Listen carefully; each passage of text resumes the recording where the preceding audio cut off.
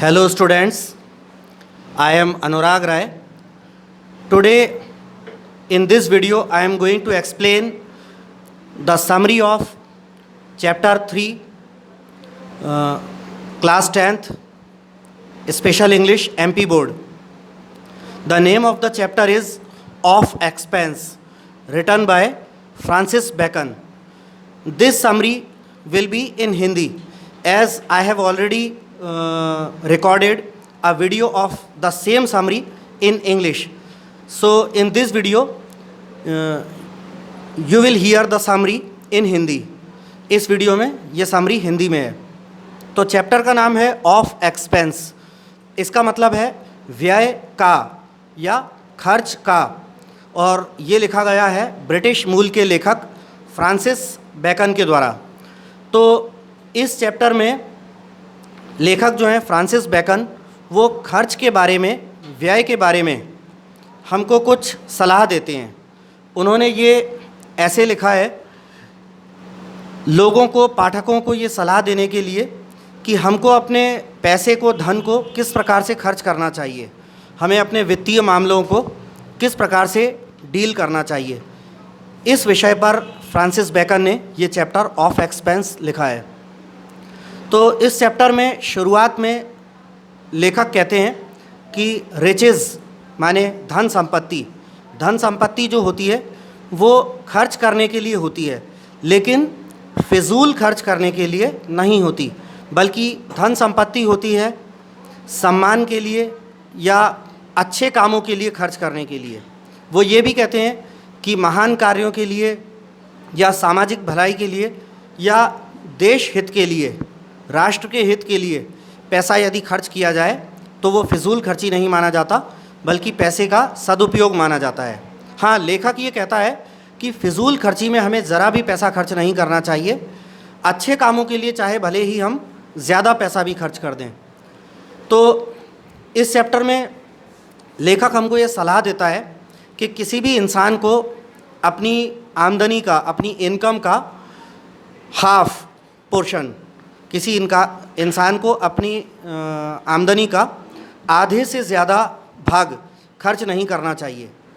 साथ ही लेखक हमको ये भी सलाह देता है कि यदि कोई इंसान पैसा ज़्यादा बचाना चाहता है, अमीर होना चाहता है, तो उसे अपने खर्चों को अपनी कुल इनकम के 1/3 भाग, 1/3 से ज़्यादा अपने खर्चों को बढ़ने नहीं देना चाहिए. अर्थात अपनी आमदनी का 2/3 भाग उसे बचत करके रखना चाहिए. लेखक ये भी सलाह देता है कि इंसान को हमेशा किसी बुरे वक्त के लिए पैसे की, धन की बचत, सेविंग करके भविष्य के किसी अनिश्चित या बुरे समय के लिए धन की बचत करके रखना चाहिए.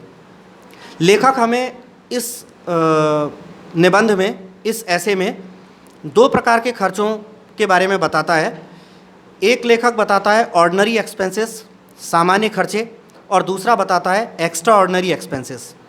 ऑर्डिनरी एक्सपेंसेस, सामान्य खर्चे, लेखक कहता है कि ये वो खर्चे हैं जो हमारे दैनिक दिनचर्या में, हमारे प्रतिदिन के जीवन में घटित होते ही रहते हैं, जिनसे बचा नहीं जा सकता. जैसे भोजन, कपड़े और बिल्स इत्यादि के पेमेंट, जैसे टेलीफोन के बिल का पेमेंट, बिजली के बिल का पेमेंट. ये ऐसे खर्चे हैं जो इंसान के जीवन में रोज़ होते हैं, इनसे बचा नहीं जा सकता.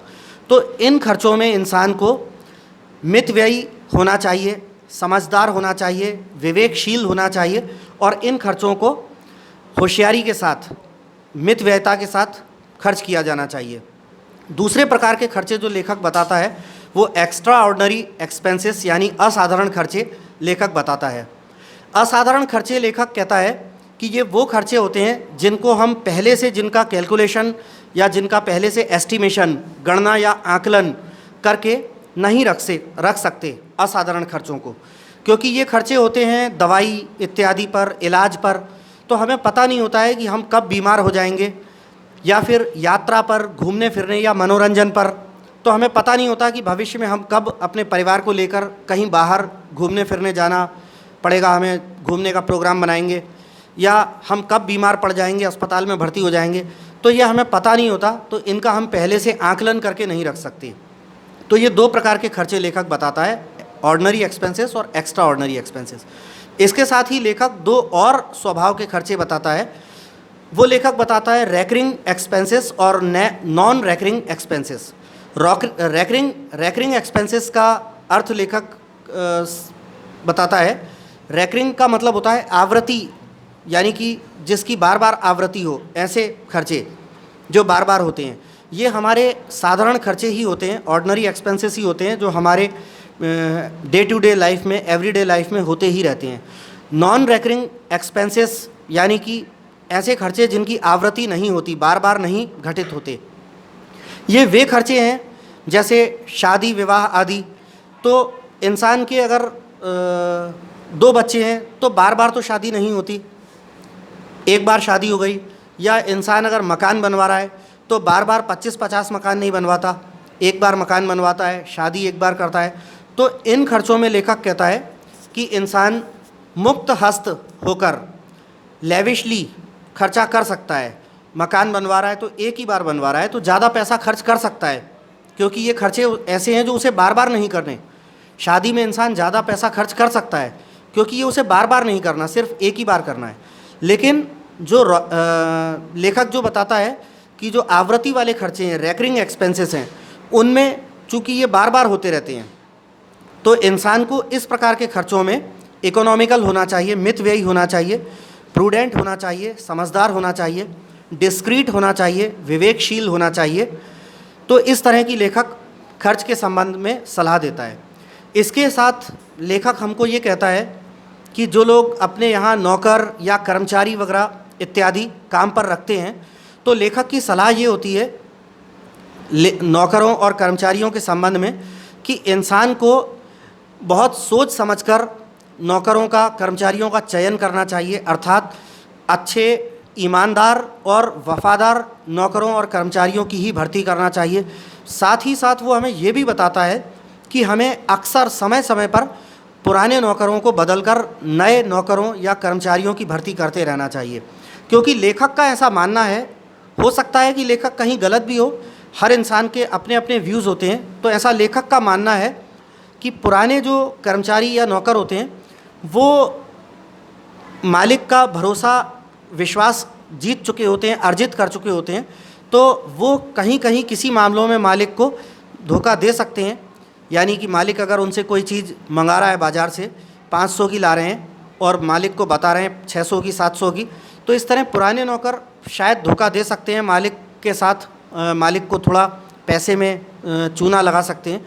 इसलिए लेखक का कहना है कि समय समय पर नए नौकरों और कर्मचारियों की भर्ती करना चाहिए, क्योंकि नए कर्मचारी, सर्वेंट्स और एम्प्लॉयज़ जो होते हैं वो पुराने वालों की तुलना में थोड़ा सा भीरूपन या थोड़ा सा भयभीत या दब्बूपन लिए होते हैं, क्योंकि उन्हें मालिक मालूम है कि अभी उन्होंने मालिक का विश्वास अर्जित नहीं किया है। तो नए नए नौकर मालिक को पुराने नौकरों की तुलना में शायद इतना ज़्यादा धोखा ना दे पाएँ। तो ऐसा लेखक का मानना है नौकर और कर्मचारियों के चयन के मामले में। इसके साथ लेखक कहता है कि इंसान खर्च के संबंध में यदि किसी मामले में इंसान मुक्त हस्त है, यानी प्लेंटीफुल है, लेविशली पैसा खर्च करता है, तो उसे किसी अन्य प्रकार के खर्चों में कटौती कर लेना चाहिए। जैसे उदाहरण के लिए लेखक बताता है कि यदि कोई इंसान खाने पीने पर, भोजन पर बहुत खर्च करता है, तो उसे कपड़े लत्तों पर, कपड़ों पर धन की कटौती कर लेना चाहिए, कपड़ों पर कम खर्च कर लेना चाहिए। या फिर कोई इंसान यदि अपने मेहमान नवाजी में या मकान अच्छा रखना चाहता है, फर्निश्ड मकान रखना चाहता है और काफ़ी अच्छा साज सजावट, फर्नीचर वगैरह है, तो उसे घर के किसी और पोर्शन में धन की कटौती कर लेना चाहिए। लेकिन लेखक का मानना है कि ऐसा इंसान जो किसी भी मामले में धन की को मितव्ययता से खर्च नहीं करता है, हर मामले में हर जगह पर प्लेंटीफुल रहता है, लेविशली पैसा खर्च करता है, ऐसे इंसान को बर्बाद होने से कोई नहीं बचा सकता।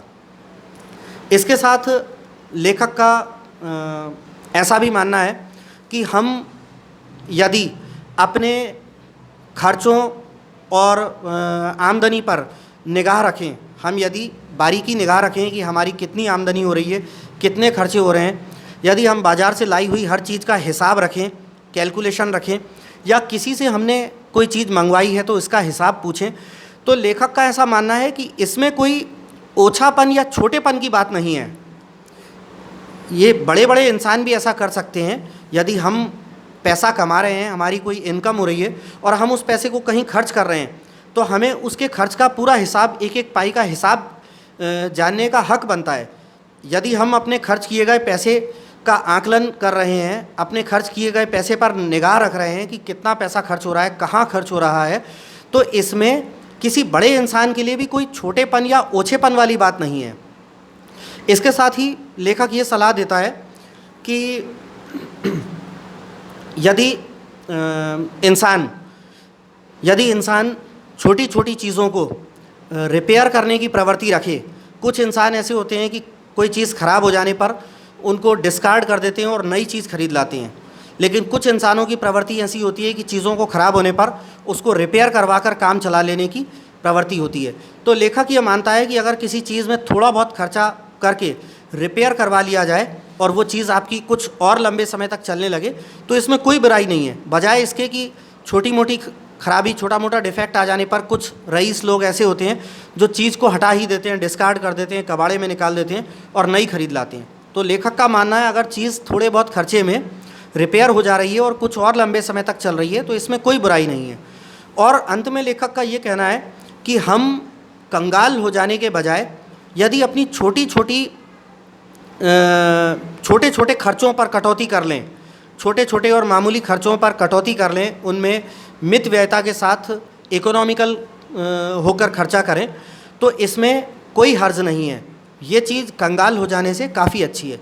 तो इस ऐसे में जो हमने मुख्य पॉइंट्स जो देखे, जो ध्यान करने योग्य हैं, वो मुख्य पॉइंट्स को अगर हम लिस्ट बनाना चाहें, सूची बनाना चाहें, तो वो ये होते हैं। नंबर 1 तो लेखक कहता है कि हमारी आमदनी और खर्चों के बीच एक प्रॉपर बैलेंस कायम होना चाहिए। नंबर 2 लेखक कहता है कि किसी भी इंसान को अपनी आमदनी के आधे से ज़्यादा भाग खर्च नहीं करना चाहिए। नंबर 3 यदि इंसान पैसा ज़्यादा बचाना चाहे, अमीर होना चाहे, तो उसे अपनी आमदनी का सिर्फ 1/3 भाग खर्च करना चाहिए, बाकी 2/3 भाग उसे बचा कर रखना चाहिए। नंबर 4 लेखक कहता है कि नौकरों और कर्मचारियों को सावधानीपूर्वक काम पर रखा जाना चाहिए और समय समय पर उनको बदलते रहना चाहिए। नंबर 5 लेखक कहता है कि अपने खर्चों पर निगाह रखना, उनकी और अपने खर्चों को व्यक्तिगत रूप से हैंडल करना बजाय नौकरों पर भरोसा करने के, इसमें कोई ओछेपन या छोटेपन वाली बात नहीं है। नंबर 5 लेखक कहता है कि धन जो है वो खर्च करना तो चाहिए, लेकिन फिजूल खर्च नहीं करना चाहिए, बल्कि अच्छे कामों और सम्मान के लिए खर्च करना चाहिए। देश की सेवा के लिए, देश की भलाई के लिए यदि खर्च किया जाए तो वो धन फिजूल खर्ची में नहीं माना जाता। इसके अलावा लेखक कहता है कि यदि कोई इंसान, नंबर 6 पॉइंट में हम निकालें, यदि कोई इंसान किसी एक जगह पर खर्चीला है तो किसी दूसरी जगह पर वो मित व्यय हो जाए। नंबर 6 पॉइंट यदि हम निकालें तो ये निकल कर आता है कि हम छोटी छोटी आमदनियों को बंद करने के बजाय छोटे छोटे खर्चों को बंद करें तो हमारे लिए ज़्यादा बेहतर रहेगा। तो ये हमारा छोटा सा चैप्टर था ऑफ एक्सपेंस, जिसकी समरी अपने प्रीवियस वीडियो में मैं इंग्लिश में भी बता चुका हूँ और इस वीडियो में ये समरी हमारी हिंदी में है। तो इसके क्वेश्चन आंसर्स मैं आपको शीघ्र ही भेजूँगा। और स्टूडेंट्स, यदि आपको मेरा ये वीडियो पसंद आया है तो मेरे और वीडियो लेक्चर्स देखने के लिए, ग्रामर के, टेक्स्ट बुक के और वीडियो लेक्चर्स देखने के लिए मेरे यूट्यूब चैनल अनुराग राय इंग्लिश ट्यूटर को सब्सक्राइब करना ना भूलें। धन्यवाद।